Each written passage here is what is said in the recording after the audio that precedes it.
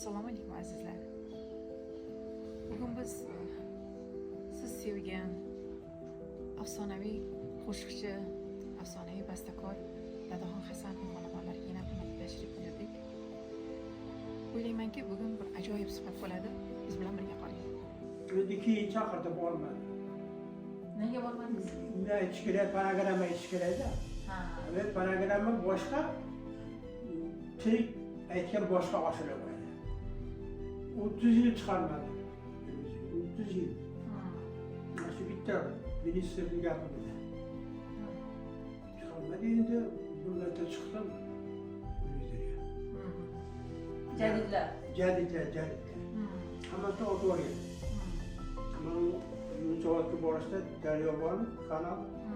Turbo bilan nimani bitta otgan. Qodiriyni. Chetga ko'milgan topilmayapti, topsholmayapti. Kim bor? Hech kim yo'q. Tirik shoir yo'q hozir. Tirik shoir yo'q. Ijtimoiy siyosiy qo'shiq xalq dardini aytish. U menga o'sha kerak edi o'sha xalqlarga.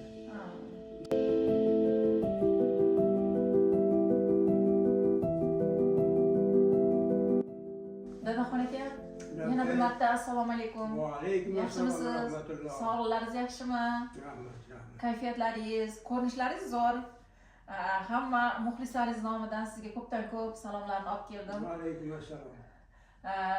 Hammalari duodalar, juda ko'p insonlar mana shu siz mana oxirgi paytlarda juda ko'p chiqishlar qilyapsiz, ijtimoiy tarmoqlarda. Mana Demokrat o'zda chiqdingiz, Rasul Kusherboyev bilan suhbat o'tkazdingiz, mana Vafo Mo'min bilan suhbat o'tkazdingiz. O'shalarni xalq jon dili bilan ko'ryapti. Juda xursand bo'lishyapti. Sizni haqqingizga beadad duolar bilan umrlari uzun bo'lsin. Hofizimizni degan yaxshi ezgu niyatlar bilan sizga salomlarni yo'llashgan. Rahmat ularga, rahmat. Dadaxon aka, yana mana yaqinda mana nimaga borib keldim, Oltiariqqa. Mana bu shinnini sizga berib yuborishdi. Yaqindami? Ha, yaqinda borib keldim. Nima deyishdi? Bu qishda juda yaxshi ekan bu shinni. O'sha shamollamasliklari uchun har kuni ozgina-ozginadan ichib tursinlar deyishdi. Bu tabiiy, shakarsiz, shu uzumga qilingan mahsulot. Sirka deydi buni. Shunami? Shunaqami? Aha. Sirka deydi. Shinni demaydimi? Uzumdan, tutdan sirka qilishadi dorilikka. Ha. Shamollaganda 2 qoshiq ichadi, shamollash olib ketadi. Ha, xuddi o'shanaqa. Xayrnisa opa degan bir ayol uylarda shinni qilar ekanlar, shuni sizga deb berib yubordilar. Rahmat olayga, rahmat. Ha. Mana Dadaxon aka, bu yil siz uchun juda bir esda qolarli yil bo'ldi desak mubolag'a bo'lmaydi.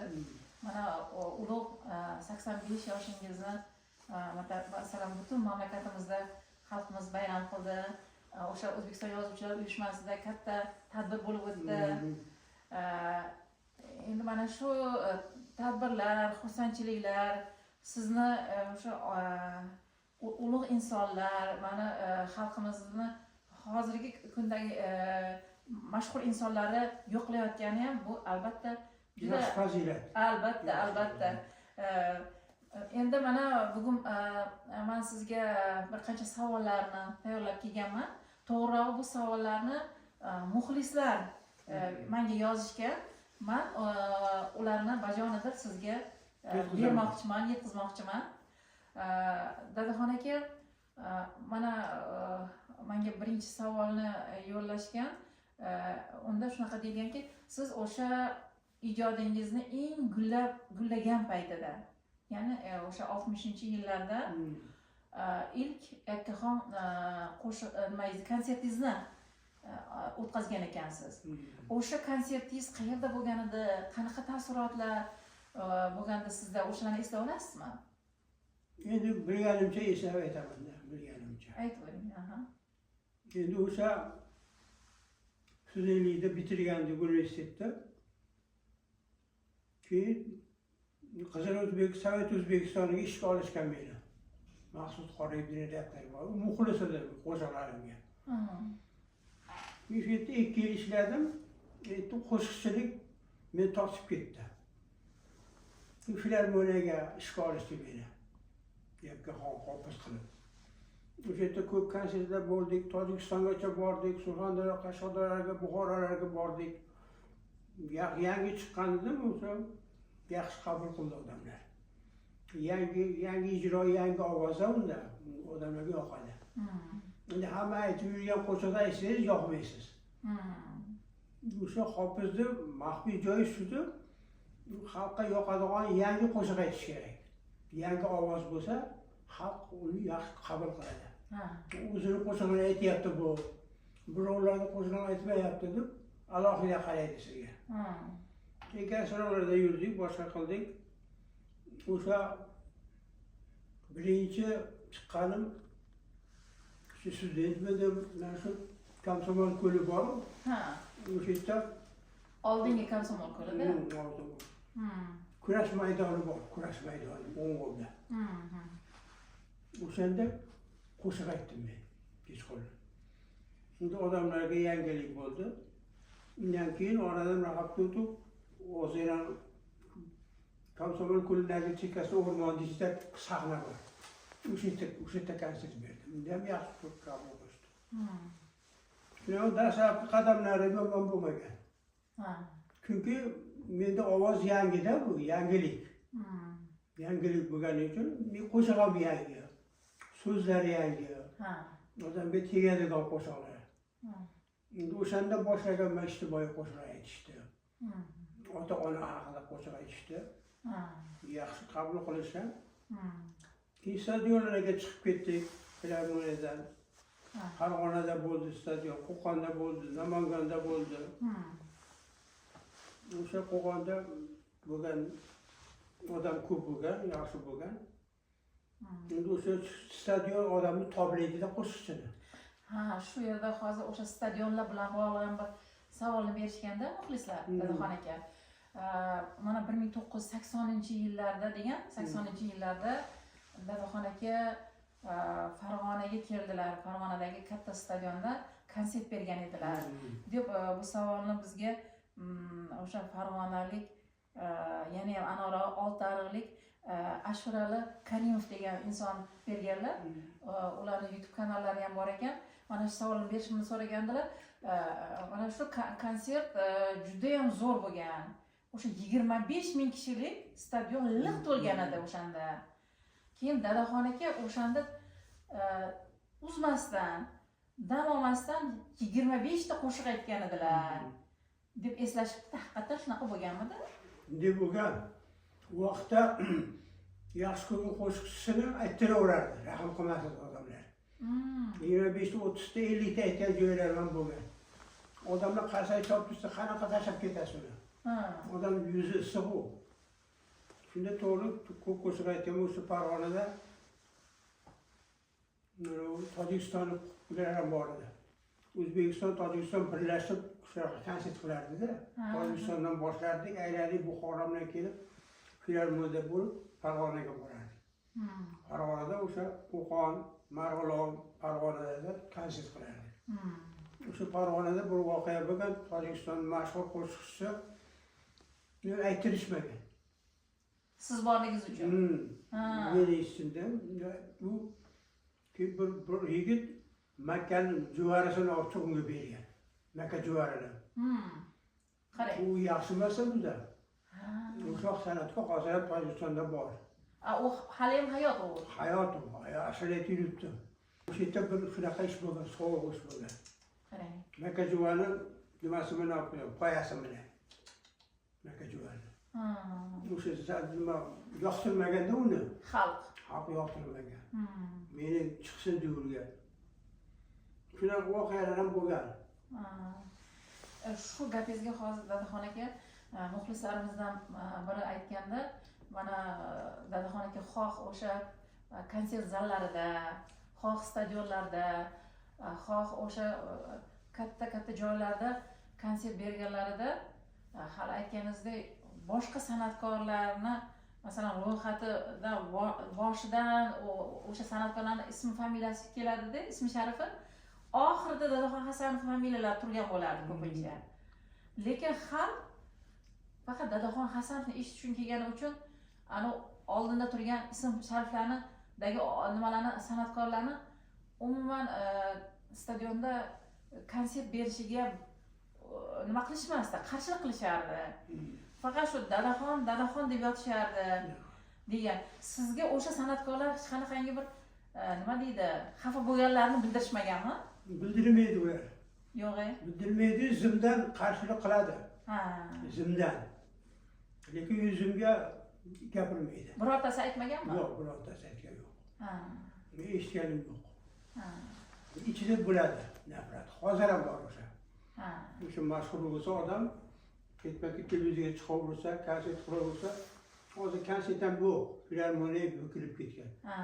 Bahor ansambli boshqa idora bo'lib ketibdi, idora sahnasi. Ha. Yuzingizga aytmaydi, ketingizdan shu yomonlik qilaveradi. Shunday voqealar bo'lgan. Ha. Endi halish bo'ladi, u rahbarlarga bog'liq o'sha. Rahbarni boshqarish bor rahbarlari mahkam bo'lsa, tartib to'g'ri ushlasa, to'polak bo'lmaydi. Ha.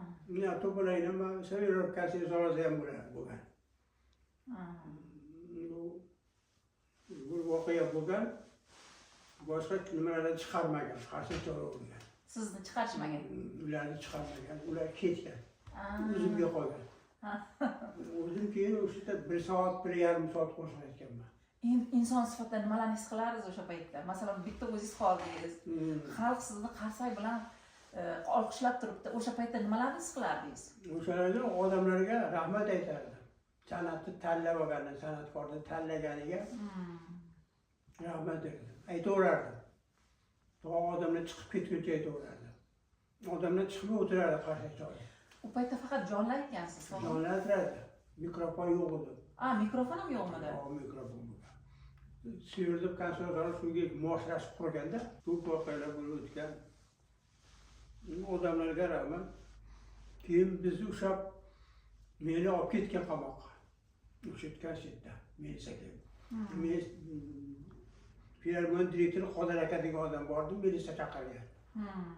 Militsiyalar kelib, odam ko'pligidan. Odam ko'plik to'polak qarshi bo'lib sahnaga chiqib ketgan va sahnaga sahnaga chiqib ketgan. Sahnada turib dod urgan. Keyin militsiyalar kelgan. Bir ikkita tomoshabinlarni olib ketgan. Qo'yib yuborgandan keyin meni vokzalda oldin Lenskada militsiyasiga qamab qo'ygan. O'sha yerda bir hafta yotganman podvalda. Bir haftadan keyin nachalik militsiya borib, shahar nachaligi militsiyasi. Sattarov degan, Belar Sattarov. Qamalib ham keldi, ketdi. O'shanga olib kelganda yana shunaqa qo'shiq aytsangiz, ya'ni ijtimoiy siyosiy qo'shiq aytganman unda. Aralash. Yana shunaqa siyosiy qo'shiq aytsangiz, men o'zim qamab yuboraman sizni degan. Bunda voqealar ko'p bo'lardi. Boshqa hofiz balashiylar ko'payardi, bizniki ko'payardi, janjal bo'lardi. Hozir unaqa narsa yo'q. Hozir tinchlik bilan. Ilgari endi e'tibor bor edi. San'atga, san'atkorga e'tibor bor edi. Hozir ko'p e'tibor yo'q. Kim nima qilsa qilyotibdi. Dadaxon aka, mana sizni xalqimiz ham hofiz, ham shoir sifatida biladi-da. Shoirlarimiz mana sizni shu sehrli ovoz sohibi deb tan olishsa, hofizlarimiz shoir sifatida bilishadi. Lekin menga bir qiziq savol bor-da. Mana shu shoirlarning ichida do'stlaringiz ko'pmi? Haqiqiy do'stlaringiz yoki hofizlarning ichidami? Shu shoirlarda ko'pmi? Kimlar edi endi? Abdulla Oripov, Erkin Vohidov, Rauf Parpi, Halima Xudoyberdiyeva, Gulchehra opa, Gulchehra Nurlayeva. Gulchehra Nurlayeva. Bor, shularni shoir deb tan olaman. Bu she'rlarni bir ikkita qo'shiq qilganman. Sizni do'stlaringiz ham o'shalar bo'lganda ko'proq. Do'stlarim o'shalar. Qaysi ma'noda, masalan, o'sha dunyoqarashlaringizdagi nima bir-biriga to'g'ri kelishimi dunyoqarashlaringizni? O'shanaqa. O'shanaqa. Endi ular ko'pi deyarli hammasi o'lib ketdi. Gapira olmaydi. Kecha dardini gapira olmaydi. Qo'rqdi gapirgan. Ha. Sen gapir, she'r yozsam, yo'q qo'rqaman dedi. She'rimni chiqarmay qo'ysam, matbuotda ochdan o'laman. Bolalarim ochdan o'ladi. Shuning uchun indamayman. Hammasi o'tib ketdi. Bitta ham qolgan yo'q. Sho'rlik bechoralar shoir bo'lganda. Yaxshi shoirlar bor ichida. Mesela Erkin Vohidov, Abdulla Oripov, Rauf Parpa, Halima Xudoyberdiyeva. Ularga to'g'ri keladigan shoir yo'q hozir. Zo'r shoirlar bu. Ular kelardi, gaplashardi, yozuvchi soyuzda uchrashardi, gaplashardi. Yaxshi shoirlar. Bunaqa shoir yo'q hozir. Kim bor? Hech kim yo'q. Tirik shoir yo'q hozir. Tirik shoir yo'q.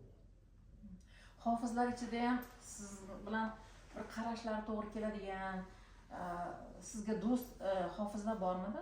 Endi meni dunyo qarashimga to'g'ri keladigan hofiz yo'q. Tug'ilmadi hali. Balkim tug'ilgandir, ular haligidek qo'rqadi gapirgan. Ijtimoiy siyosiy qo'zg'ayotgan qo'rqadi. Lekin bolalar bor, aytib yuribdi, qo'shiqlarini aytib yuribdi. Endi u shoirga qiyinda, ashulachi ham bunaqa dadil ashulachi yo'q hozir. Bari birovlarni qo'zg'og'ini aytib, tirikchilik qiladi. Qo'shiqchida ular, hofiz emas. Yo'q. Qo'shiqchi endi o'sha meni qo'shig'imda aytadi ular. Lekin hofizlik darajasiga yeta olmadi. Hofizlik darajasiga yetish qiyin. Hofizlik darajasiga yetish uchun o'sha katta Jo'raxon Sultonov, Rasulxonim Madoniy, Ma'murjon Uzoqov, Komiljon Otaniyoz qo'shiqlarni aytsa, u hofiz bo'ladi. Ularda klassik qo'shiqlar bor-da. Ovozi yetmaydi ularga. Endi o'sha Rasulxonim Madoniy, Jo'raxon Sultonov qo'shiqlarni aytganman men yoshligimda. Ular katta hofiz edi. Katta hofiz edi. To'g'ri. Siz hozir hofiz yo'q. Hofiz ham o'tib ketdi. Diktor bor, ular o'tib ketdi, yo'qolib ketdi. Bu televizor ham shunaqada. Yoqqanlarni chiqaradi, yoqmaganini chiqarmaydi. Undan biz barobar bo'lish kerak. Balans to'g'ri kelish kerak. Yaxshi gapirmasangiz, patrot qilmasangiz chiqarmaysiz. Mana meni 30 yil chiqarmadi televizor. 30 yil. Mana shu bitta ministerning gapi bilan. Chiqarmadi, endi bir marta chiqdim televizorga. Endi keyin chaqirib olmadim. Nega bormadingiz? Ne aytish kerak, panogramma aytish kerak-da. Ve panogramma boshqa, tirik aytgan boshqa oshirib bo'ladi. Masalan, sizga qarab aytsam, siz boshqa qo'shiq bo'ladi. Bu qizga qarab aytsam, boshqa qo'shiq bo'ladi. Tushunmaydi bu rahbarlar. Panogramma deydi, panogramma. Og'zini ochib yopib turaveradi, ansambl yo'q. Ansambl ham o'tiradi. Endi u vaqtda xarakter, dunyo qarash boshqa bo'ladi. Jo'y aytgan boshqa bo'ladi. Albatta. Shuni farqiga bormaydi rahbarlar. O'rischa tushunadi, o'rischa tushunadi. Jo'y aytsa cholasiz, aytasiz, odamlar bo'ladi unga dunyo qarash, nazariya boshqa bo'ladi-da. Jo'y panogramma aytsa og'zini ochib tur, yo'q, ochib yopib tur. Shuni farqiga bormaydi, savodsiz-da. Balki o'sha jonli aytadiganlar yo'qligi uchun ham shunaqa yo'lga o'tib ketishgan. Yo'q, mana men aytaman, qo'ymadi meni. Mana yaqinda o'tgan yil yanvarda chiqdim. Og'zi yopib turdim. Sizga yoqmagan o narsa. Yo'qmaydi. U aytayotgan paytda xarakter boshqa bo'ladi. U panogrammada boshqa bo'ladi. Panogrammada o'lik aytiladi shular. Masalan, radioga zaps qilamizmi? 20 marta qaytaramiz masalan. Bittasi to'g'ri bo'lsa, bunday oladi shuni. To'g'ri chiqmasa, chiqmaydi. Qayta aytavergansiz. Aytaveramiz. Panogramma aytib, butun bog'dagi qo'shiqlaringizni barbod qilasiz-da. O'zingizga mobil so'kiladi, bu ham panogramma aytyapti deydi. O'zbek hamma tushunadi o'zbek. Ular tushunmaydi deb o'ylaydi rahbarlar. Tushunadi deb o'ylaydi. Dadaxon aka, mana siz o'zi lirik qo'shiqlardan boshlagansiz-da. Ijodingizni mana shu hofizlik yo'lini shundan boshlagansiz. keyinchalik mana ijtimoiy siyosiy qo'shiqlar aytishga boshlagansiz. O'shaning uchun muxlislar so'rashadida, mana shu Dadaxon aka mana unvon olmadilar. Mana shu balki lirik qo'shiqlar aytib, shu ijtimoiy siyosiy qo'shiqlar aytmaganlarida shuni ham qo'sha orden medallari bo'larmidi, unvonlar bo'larmidi degan savolni ham berishadi-da. Berishadi. Siz o'zingiz nima deysiz shu savolga? U ijtimoiy siyosiy qo'shiqda avvalo ular tushunmaydi so'raganlar. Tushunsa savol bermas u. İçtimai siyasi qo'shiq xalq dardini aytish bu. U menga o'sha kerak o'sha xalq dardi. Masalan, hozir ham hurmatim yaxshi, chunki ijtimoiy siyosiy qo'shiq aytyapman. Xalq qahramonlari bor-ku, mana Madaminbek, Shermuhammadbek, Nurmuhammadbek, bular haqida sizni fikrlaringiz qanaqa? Bular haqida hammasiga qo'shiq aytyapman. To'g'ri. Mana turib hammasiga. Cho'lpon, Abdulfutrat, Usmon Nosir, Qodiriy, mana nimalarni boshlagan pastiga. Haligi bitta tuzishgani bularni hammasini otib yuborgan. Jadidlar. Hammasini otib yuborgan. Mana Yunusobodga borishda Daryobon kanal Cho'lpon bilan nimani bitta otgan. Qodiriyni. Chetga ko'milgan topilmayapti, topisholmayapti. Chetga ko'milgan. Daryoni anhorni yuziga. Hozir xotira maydoni bo'lgan tarix. O'sha yerga ko'milgan. Buni bilmaydi. O'zbek bilmaydi. Qidirmaydi, ishi yo'q, qiziqishi yo'q. Tarixga qiziqmaydi o'zbek. Mana Shermuhammadbek haqida nimalarni masalan aytib bera olasiz? Shermuhammadbek o'zi Tashloqdan nariyog'ida Garbodiy qishloqdan tug'ilgan aka-uka, 5 aka-uka bo'lgan ular. Ikkitasi qo'rg'osh bo'lgan, Shermuhammadbek katta Nurmat bo'lgan. Ular endi 22-yili Afg'onga o'tib ketgan. Uni kurashgan. Kuchi yetmaganda, kuchi yetmagan urushga. Kuchi yetmay nochordan ketgan. O'sha yerdan Amerikaga ketib, Amerikada o'ldi. Amerika Adana shahrida o'ldi, ko'rgan, o'sha ko'milgan, qabrini ko'rganman borib. Borib ko'rgansizda? Borib turganman. Ziyorat qilgansiz. O'g'illari bor, qizlari bor. Ular ko'p ketishdi bir-ikki marta. Mustaqillik dastlabkisi boshida. Ko'p ketishib qishloqqa ham bordi. O'shalarni ham menga ko'rsatmagan hukumat. Muxolifatni ko'rmang, ko'rsangiz sizni haydab yuboradi, kemingiz qaytib deganda qo'rqib mendan qochib yurgan ular. Shermuhammadbekning qarindoshlari. O'zi nima, o'g'illari kelgan. Anvarbekning o'g'li bor. Keyin yana bitta o'g'li bor, Shermatning o'g'li, Nurmatning o'g'li Anvar aka. Ular xotinlari kelib qishloqqa borgan, Marg'ilonga borsam ular ketib qolibdi. Lekin kelsam yotgan joyim ishda yotishgan ekan, qolib nimada. Domda. Ketishib qolibdi. Menga bildirmay kelib, bildirmay ketishadi. Men muxolifatchiman-da. Chunki qo'rqishadi, shular ushlasak, bizni ham qo'ymay qo'yadi vatanga kelishga deb. Anvar aka o'lib ketdi, Turkiyada o'lib ketdi. Davronbek bor endi Amerikada hozir. Bolalari bor. Lekin endi kimdir achinadi vatanga kelishga. Kimdir ishi yo'q, parvo qilmay yuraveradi. Ikki ham barobarda ular bunaqa befarq odamlar ular. Befarq shuda yashab yuraveradi, ishlab yashab yuradi. Sizni muxlislaringiz shunchalik sizga sodiq, sizni ashaddiy muxlislaringizki, masalan 60 yildan beri sizni qo'shig'ingizni eshitadiganlar bor-da. Boshqa qo'shiq eshitmaydi.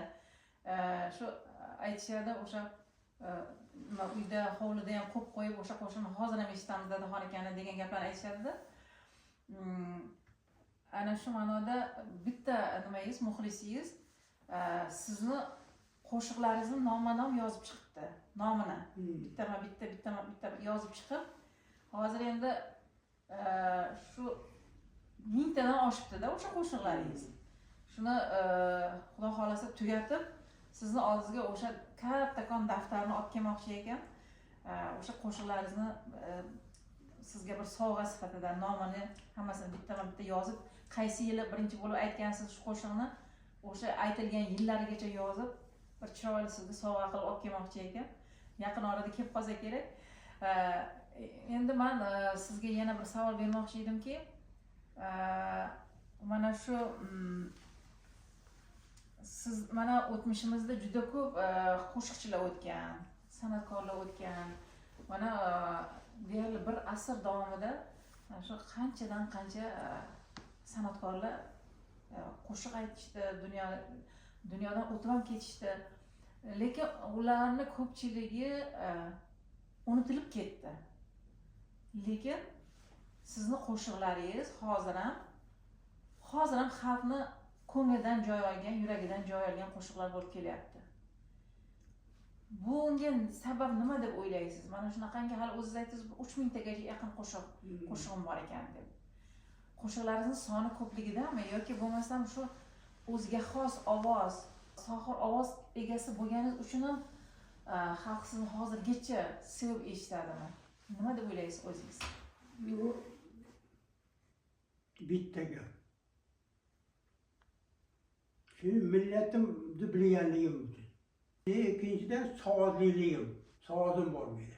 Kim dushman, kim do'st bilaman. Gapidan bilinaveradi. 91-yil mustaqil bo'ldik. Avval qul edik, mustaqil bo'ldik. Hozir vatan bizniki. Shu hozir paxtani terib Rossiyaga berardik. Hozir bermayapmiz. O'zimiz ishlatyaptik. Shuni tushuntirish kerak bolalarga. Nevaralardan so'rayman, bir şey bilmaymiz deydi. Başkalar bayrağı so'raydi. Bayrağı bu deydi. O'zimizni bayrağı bu. 30-yil Qo'qonda tashkil qilishgan. Bayrağı. Amerikadan olib kelganman buni.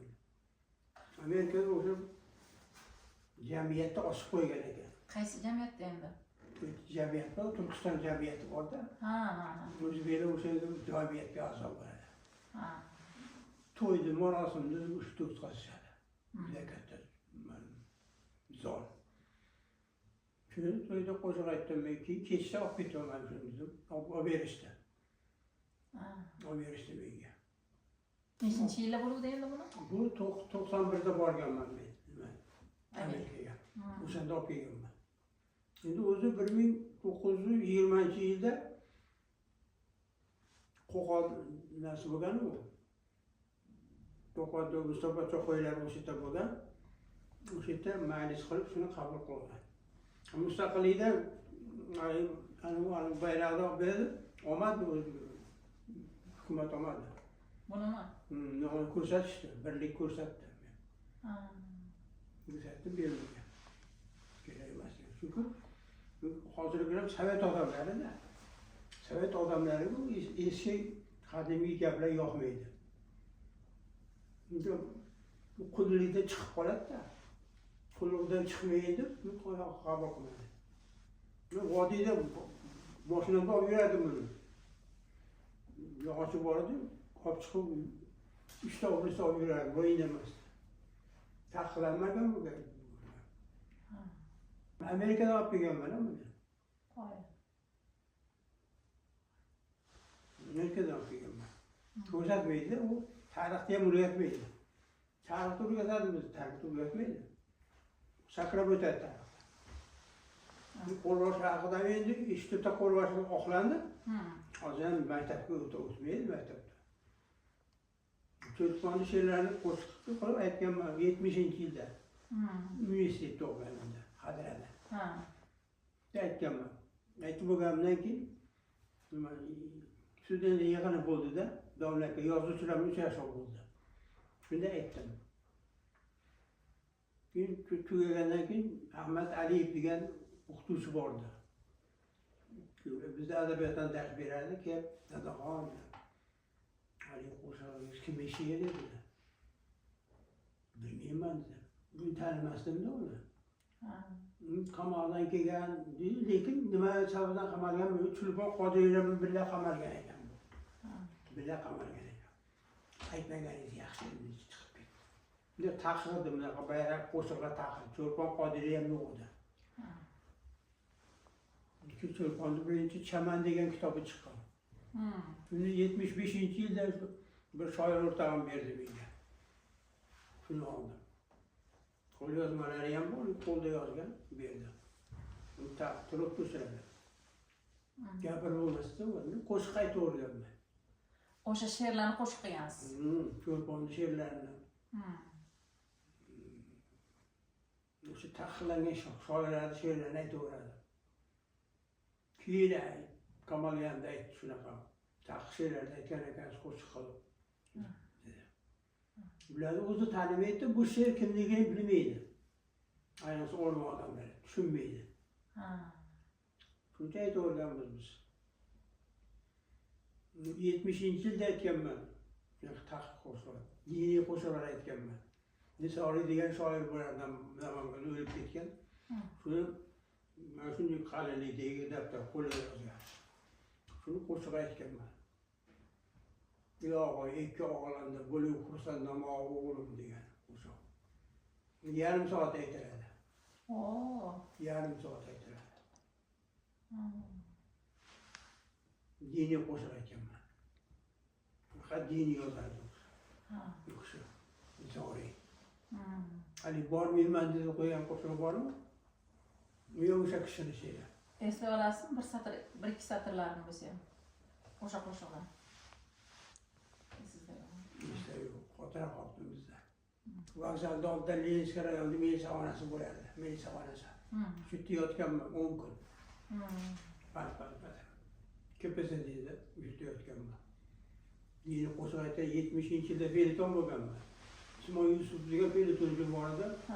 Shu diniy qo'shiq aytganim uchun qamalganman. Bir oy yotganman qamalda. O'g'lim o'lib ketdi, maraton bo'ldi. Chista kommunist shu sovet odami edi. Hozir endi unaqa tanqid yo'q unaqa. Hozir endi o'sha feliton qiladiganlar ham yo'q-ku hozir. Feliton qilaman, agar chiqarish kerak bo'lsa yozishadi ular. O'zani yozuvchilar bor. Bormi? Lekin hozir qabul qilmaydi. Zamon unaqa emasda. Biz chetdan ko'ra yo'q qo'raveradi. Dadaxon aka, keyin yana bitta savolim bor. Mana hozir oxirgi paytlarda shu Turkiy xalqlar birligi haqida gapirilyapti-da. Davlatlar boshliqlari ham shu haqida gapiryapti. Sizning fikringiz qanday? Turklar birlashmaydi, Turkiy xalqlar. Nega? O'sha birlashmasini bilib Moskva, Turkmaniston, Tojikiston, O'zbekiston, Qirg'iziston, Qozog'iston qildi. Birlashmaydi. Hozir men Qozog'istonga o'shga boray, sizga kun bermaydi. Necha marta urush bo'ldi o'shda. Odamlarni o'ldirib, soyga tashlab yubordi daryoga. Qirg'izlar. Nima bitta bo'lganman, necha konstitutsiyaga borib so'raganman. Bitta bola bizni o'qirdi, Xudo berdi degan. Qirg'izlar. O'sha ham hozir fe'li o'zgarib, o'zi chet o'qigan universitetda. O'zbekka qarshi bo'ldi. O'zi Sibirdan kelgan bu qirg'izlar. Birlashmaydi. Qo'shni bilan qo'shni birlashmaydi-yu. Alfbeni bir xil qilaylik degan gaplar bo'lyapti mana. Gap bo'laveradi. O'zbeklar aldash uchun gapiryapti. O'zbek aldovchi. Qirg'iz ham bilmaydi, qozoq ham bilmaydi. Birlashsa u shart emas, nima qilish.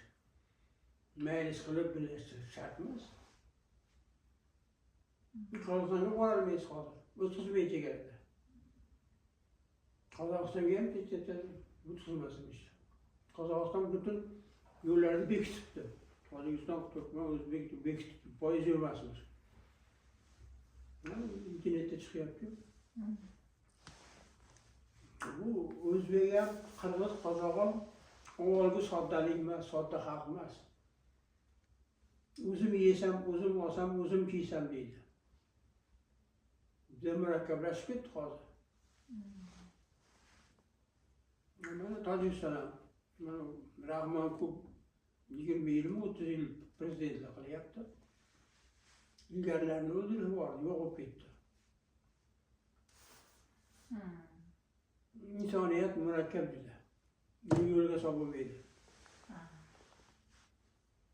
Chunki bizda din ham bor-da bu yerda. dindorlar bor ko'taruvdi, hammasini qirib tashladi. Karim. Osib tashladi. Andijonda. Dadaxon aka ona juda bir nima deydi kerakli gaplarni gapirdingiz.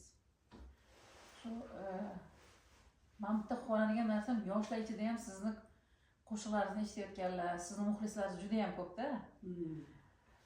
O'sha balki yoshlar ichidan chiqar shu siz orzu qilgan inson, vatansevar insonlar balki yoshlarimizni ichidan chiqar degan umiddamiz.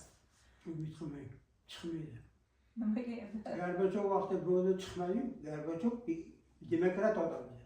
Uni atay o'ldirib oldi. Atay o'ldirdi. Demokrat odam, lekin toza odam edi. O'sha vaqtda aytganmiz qo'shiqlarimiz. O'sha vaqtda bosh ko'targanmiz. Birligim o'shanda chiqqan. İlk partiya degan, partiya bo'lmadi. Qochib ketdi. Muhammad Solih. Abdurahmon Po'lat o'lib ketdi, o'tgan yil o'ldi. Belarusiyada mana Mamadali Topivoldiyev degan Farg'onaning Rishtonidan bir qahramon chiqqan. Partizan. O'sha Belarusda juda hurmat qilar ekanda.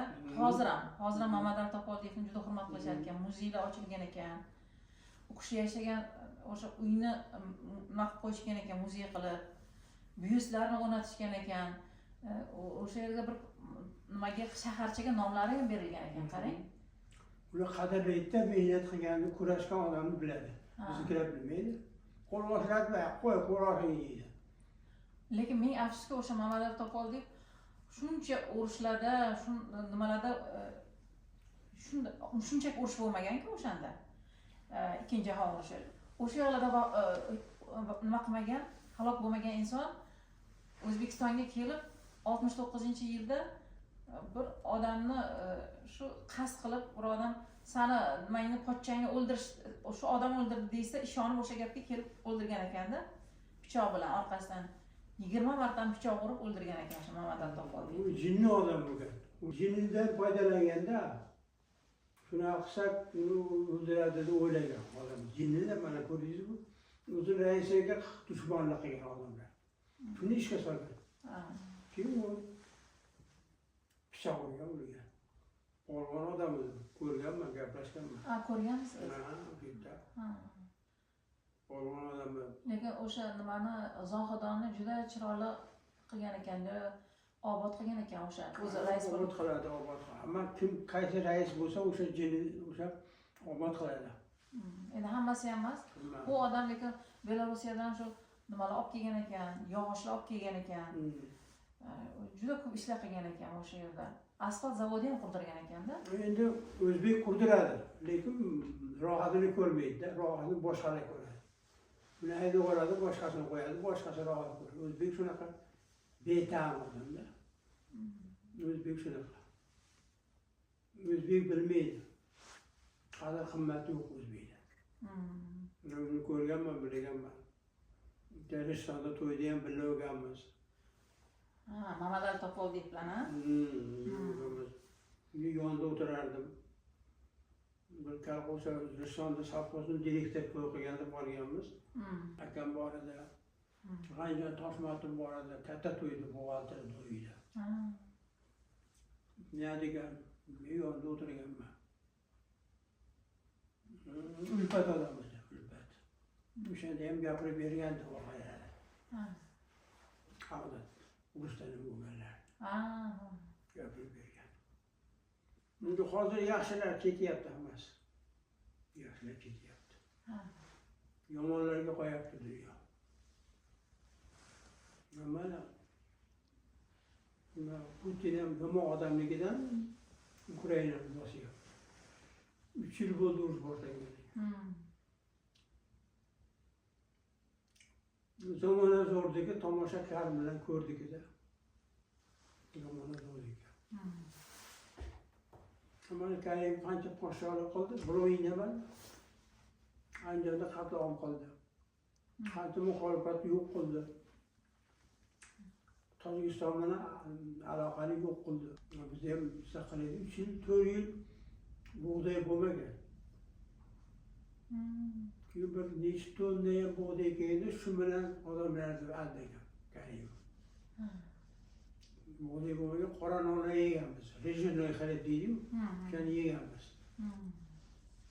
O'shani yeb o'tganmiz, keyin bug'doy keldi Rossiyada. Yelsinida. Yelsindan Karim so'ragan, bug'doy bergan. Shu bilan tirikchilik qilgan. Hozir to'qinchilik bu. Endi bu xalq bilan yashasak erishib bo'lmaydi. O'zbek bilan. Qo'shni bilan chiqishmaydi. Nima endi poshtanovni, mana qo'shni kim bilmayman. Kim bilgan sifatli odam o'zgardi. Bilmayman kim. Aka mana mazza qilib sizni mana shu suhbatingizni tingladik. Mavlim aka mana shu kuzatuvchilarimizga ham bu suhbat juda manfaatli bo'ldi. Sizga faqat sog'lik, salomatlik tilaymiz. Xalqimizni baxtiga sog' bo'lib yuring. Rahmat, Bekorga xalqimiz sizni millat qahramoni deb o'sha Sharif Ubaydullayev sizga shunaqa berdilar-ku, shunaqa sizga ta'rif berdilar. Ilohim mana shu xalqimizni baxtiga sog'-omon bo'ling. Mana shu uyg'oq qalb sizni hech qachon tark etmasin. Uyg'oqlik, uyg'oq qalb sizni hech qachon tark etmasin. Omon bo'ling. Rahmat sizga, omon bo'ling. Azizlar, bugun biz sevimli hofizingiz, shoir va bastakor Dadaxon Hasanov bilan yangi bir suhbatni sizlar bilan o'tkazdik. Dadaxon aka suhbatlarini oldik. Kanalimizda qoling. Bizga obuna bo'lish, like bosishni esdan chiqarmang. Bizda mana shunaqangi qalbi uyg'oq insonlar bilan suhbatlar yana davom etadi. Hoji xayr. Rahmat sizga, ming rahmat.